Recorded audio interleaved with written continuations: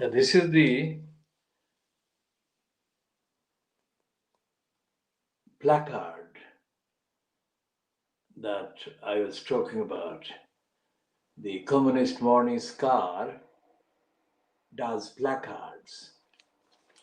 Now, this is the school return plan is missing the mark. Now, this is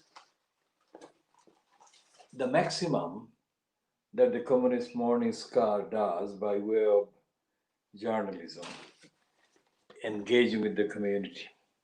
Come to that a bit more after some of the others of the Morning Star in the last 10 days or so. This one is Monday, the 10th of August, which is yesterday. This is the Morning Star of yesterday. And this one is today, that one. So, they're saying the teachers call for clearer guidance on the risks of reopening classroom. They're not opposing. At least the Communist Party is not opposing the reopening of the schools by the hard immunity propaganda. And on page 2 of the Morning Star of today, 11th of August, is there a kind of coverage about Boris Johnson having made an inflammatory attack on the refugees. Now, what they're referring to is, of course, we have covered it many times in the last 24 hours, and that is his spin in Essex. And they're actually giving the main space to the Joint Council for the Welfare of Immigrants. As we said yesterday, the Joint Council for the Welfare of Immigrants is one of the approved surrogate agencies of the racist state. It has got the front as Joint Council for the Welfare of Immigrants. Who are the joint councillors? Who do they represent in terms of being joint council? Because they're funded as a charitable organization or non-profit organization. They're funded by various establishment sources, and they have been kept in funds for decades. But the Joint Council for the Welfare of Immigrants is a misleading description of a colluding outfit operated to suit the racist state. It has not made any difference whatsoever in stopping the increasingly racist, hostile environment and legislation throughout the whole period of its existence.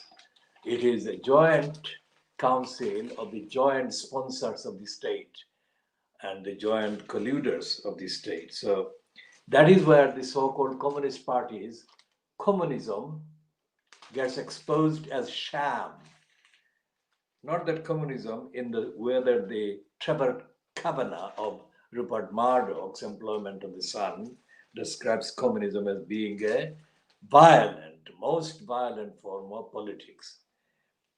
In Britain, there hasn't been any communism. In Western Europe, there hasn't been any communism. So communism is a bogey in the Western world. The communism that has been in China and has been widely linked with the massacre or massacres of millions of people has not been condemned or critiqued anywhere near as truthfully and as objectively as it has deserved and still deserves to be. So the attack on the communist bogey is confined to the likes of Jeremy Corbyn, who is labeled a communist but is never anything other than a garden gnome. So the Joint Council for the Welfare of Immigrants doesn't make any difference to what Corbyn is doing or what the parliamentary opposition fronted by Keir Starmer is doing. And they haven't got anyone from the Labour Party opposition front bench in Parliament to comment on the current assault on the image of the immigrant by using migrant as the proxy image. And the Communist Party Morning Star on August 7, Friday, said the ministers must act to save jobs. Predictable headline. Ministers will not act to save jobs. That is the real fact. So to say that the ministers must act to save jobs is a contradiction in terms and a stupidity of the extremely highest order. And it is coming from the TUC, which has been the trade unions colluder to the state for decades. And so therefore there is nothing significantly independent of the Boris Johnson agenda narrative in that statement. It is communist, but it is not communist at all. And it is not against the conservative, it's not against the racists, it's not against the big business. I mean, ministers who are directly linked with the hedge funds, the finance minister, that is the chancellor, Rishi Sunak, is a hedge fund manager, essentially. That's his real identity. And they're saying that he should be leading the saving of jobs. He won't do that.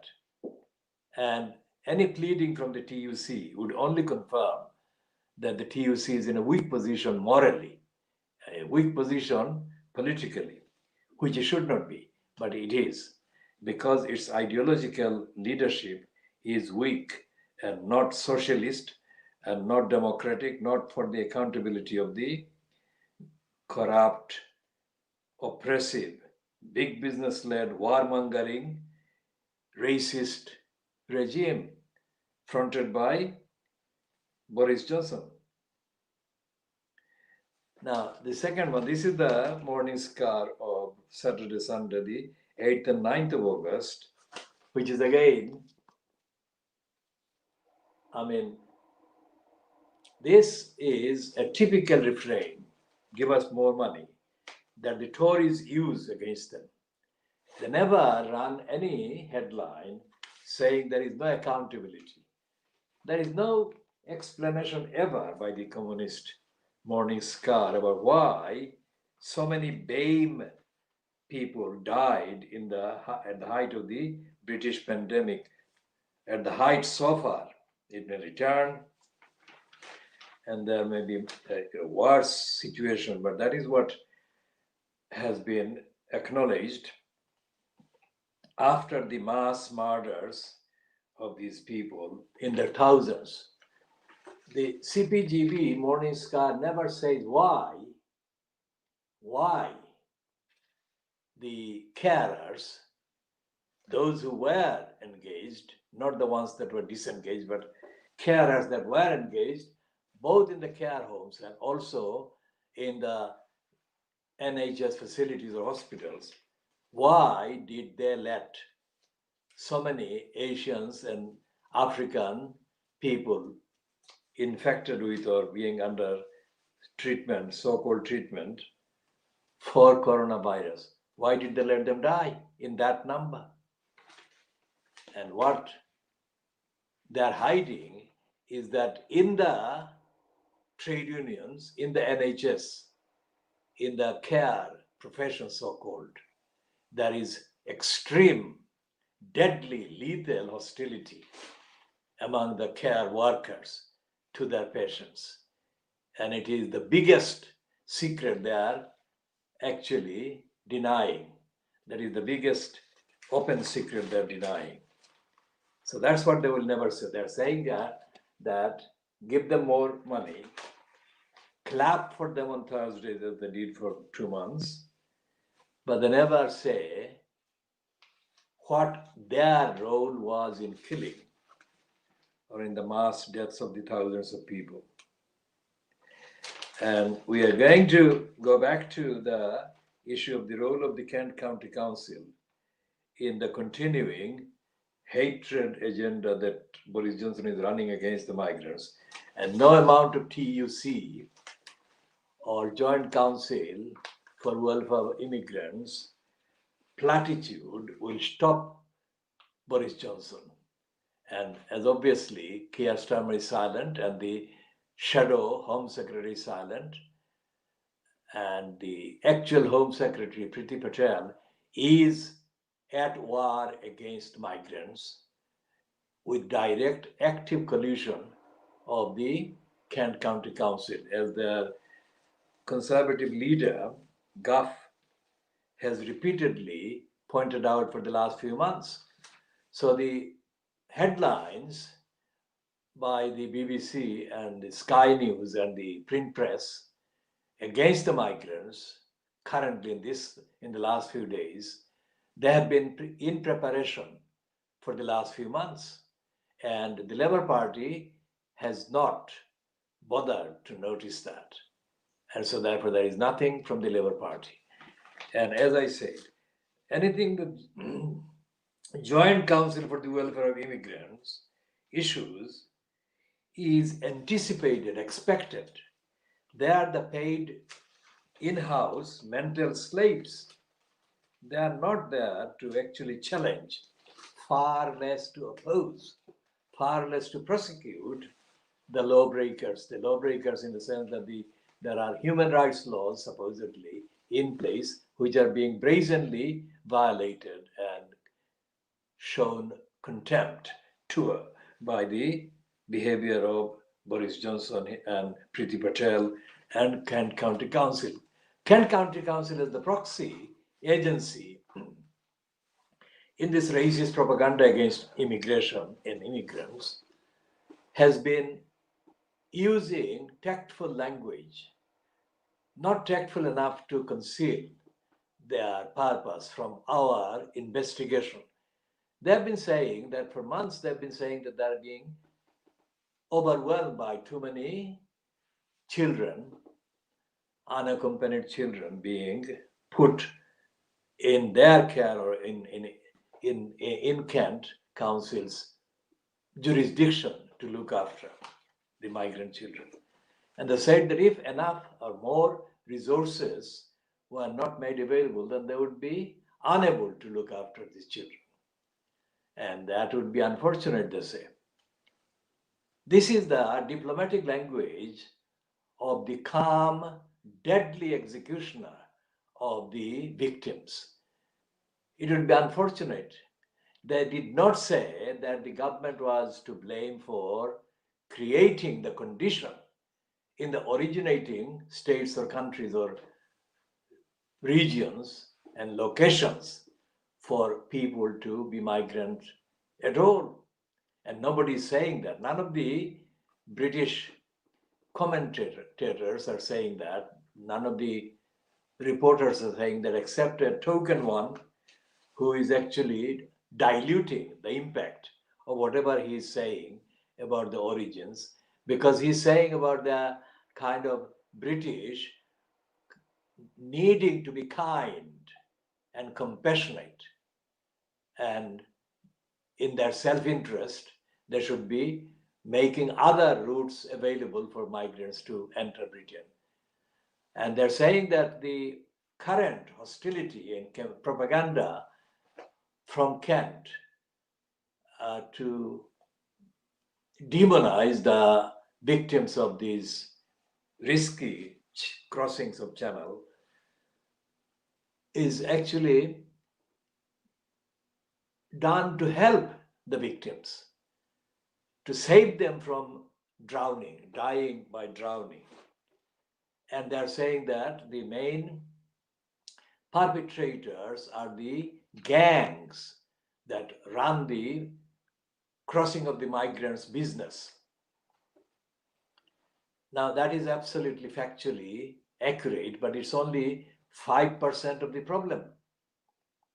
The 95% of the problem in the racist policies adopted by Britain and by being egged on by Britain, made aggravated by their French counterparts. So the hostility, the hostile environment has been created by Kent County Council taking part in a systematic, long-term kind of sustained, fact-based feeding of fact to substantiate the racist propaganda against the migrants.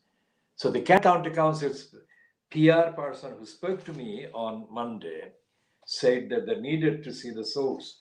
And I sent them the Morning Star online piece, and they have not kept their promise to reply to it today. They have instead sent me their press release or press releases, which is not only inappropriate, it shows that they are not engaging even in pretending to oppose racism.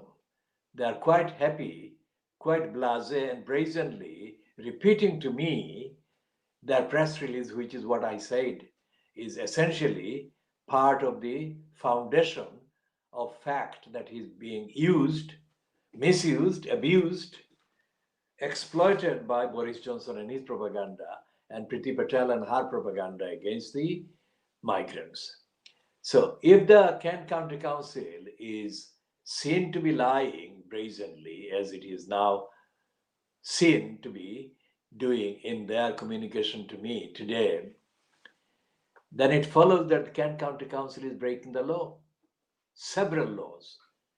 And I am saying that it should be prosecuted for breaches of the law, for inciting racism and inciting hatred, and for breaking the international treaties, and for breaking the various statements and issued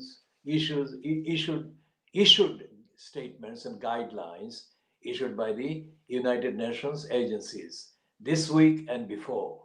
And I'm calling on Antonio Guterres, the United Nations Secretary General, who will be sent a copy of this statement to take action or take the initiative to have the United Nations agencies prosecute Kent County Council and their counterparts in France if found to be colluding with the same agenda, and to prosecute the British government for violating or breaching the treaty obligations. And the Morning Star is doing a infantile headline there about this pizza shop workers. And they are running the typically predictable trade union kind of line. The Morning Star gets a lot of its funding from the trade unions. So it's not a sophisticated reason why they promote the trade unions. It is their actual funder, the trade union sector, if you like. And this is Hiroshima.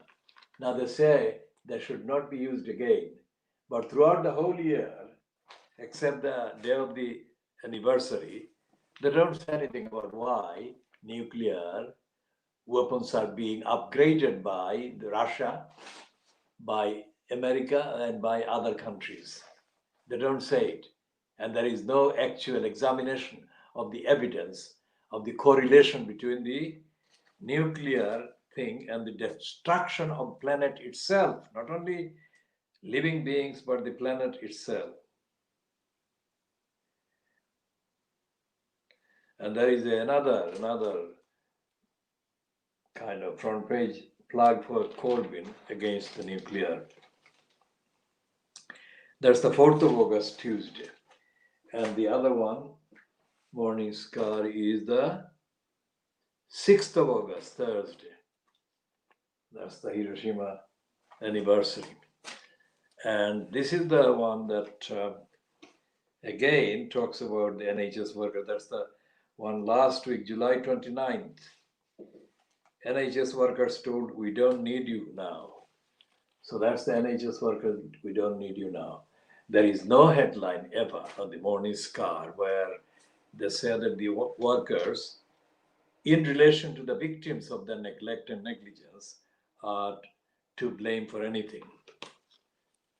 So while it is acceptable for the NHS workers' pay and working conditions vis-a-vis the government's policies to be given prominence, how is it that the Morning Star never finds any evidence to actually say that health workers, NHS workers, health workers have murdered any patient during the pandemic, or they murder any patient during the other non-pandemic period where there are people in their care, so-called.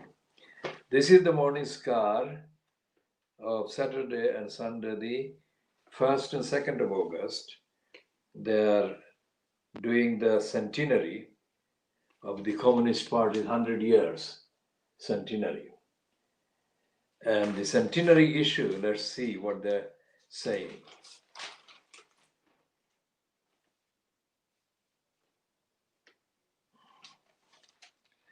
Now they're saying inside, on the normal page, they're doing a trendy, dishonest, corrupt, racist piece about BAME being blamed by the government and that blaming being racist. But they are not actually examining the evidence of racism by the here Starmer-fronted so-called opposition. And the racism is in the silence by Starmer and the Labour Party as a whole, in the main, on the issue of racism day to day.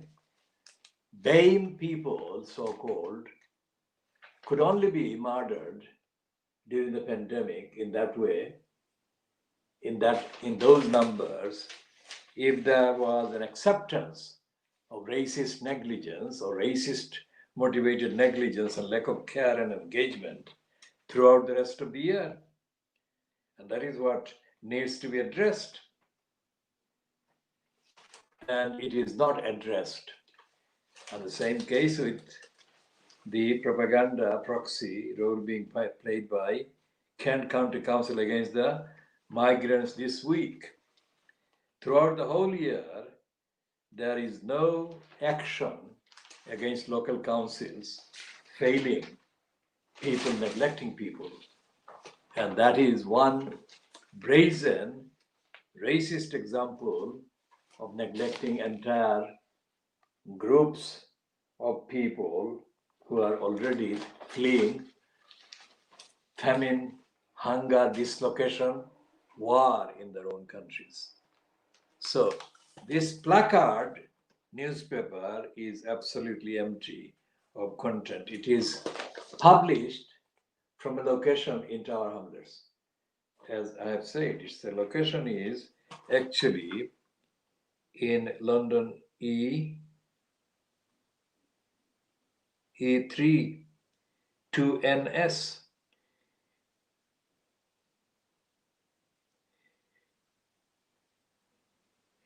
It's number 52 Beachy Road, London E3 2NS.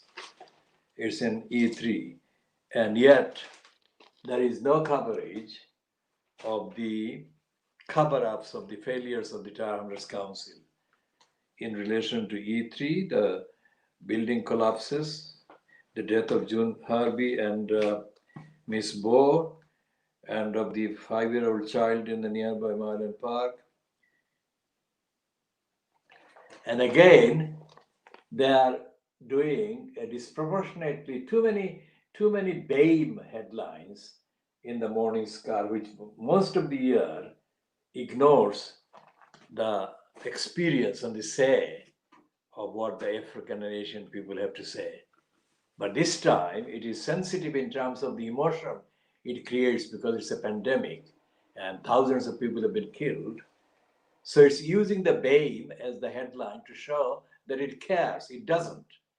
In the coverage, there is no day-to-day experience of African or Asian people in the report, it is based on organized stooge sections and stooge cabals that are useful to be mentioned. That is what happens with this. And the same case happens with the socialist worker.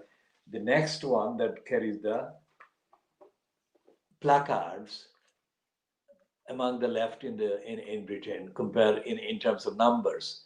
The other left outfits don't have as many placards during the year as the Communist Morning Scar or the nearest colluders, socialist workers. So therefore, socialist workers are called that which I said earlier in my earlier sentence or earlier part of the sentence by its critics. So it's not my word, it has been said of them by other left groups because of their hypocrisy and their corruption. And McCluskey warns Starmer not to ditch left policies. Now, this is ridiculous. I mean, McCluskey is the faker that actually destroyed Tower Hamlets, democracy in Tower Hamlets, by openly appearing with Lutfur Rahman near the strategically chosen location of the East London Mosque in Whitechapel Road. And when McCluskey posed with Lutfur Rahman, any intelligent observer, any half-decent intelligent observer would have concluded that that was the end of Lutfur Rahman's political career, because McCluskey is bad news. McCluskey, George Galloway, and these are the names that have actually gone on record. McCluskey, George Galloway, and Keith Sleaze Vaz and Ken Livingstone. These are the people that have actually conspired stupidly to destroy the democracy movement in Tower Hamlets. And here is McCluskey, having finished Corbyn's leadership by advising him to stay Brexit. And McCluskey is a Brexiteer, and having destroyed the Labour Party chances concerned to the extent that he did, he now says that Keir Starmer, whom he has actually engendered, I mean, Starmer has been eased into the position by the behavior of the likes of McCluskey. Now he says that McCluskey should not drop left policies. Now the question is, what exactly does McCluskey mean by left? There is nothing left. There is nothing left of left in left-wing McCluskey. So he should leave the affairs of the Labour Party alone, and he should respect people in the communities. He is a colluder, conspiring all the time to deny their say to the ordinary people in communities across the inner cities and across the areas where there are many people from African and Asian communities. McCluskey is a backer of the racist denial status quo of the Labour Party careerists and trade union bureaucrats. McCluskey has been silent about the onslaught on the Asian and African people in this country under the guise of the attack on migrants. And McCluskey has done that throughout. So, is Hattie Harman any different from McCluskey? Of course she is different, because she is more racist than McCluskey. And her giving the access or the spots to Simon Woolley of the Operation Black Boat confirms how badly informed Hattie Harman is and how contemptuous she is. Simon Woolley was an active participant in the false propaganda in September 2010 that was launched by the crooks end of the Labour Party posing as left-wingers to shore up Lutfur Rahman and to keep the elected mayor post going. We shall be talking about Simon Woolley, Hattie Harman, and Len McCluskey in the next edition, and we shall update more extensively on the role of the racist Kent County Council.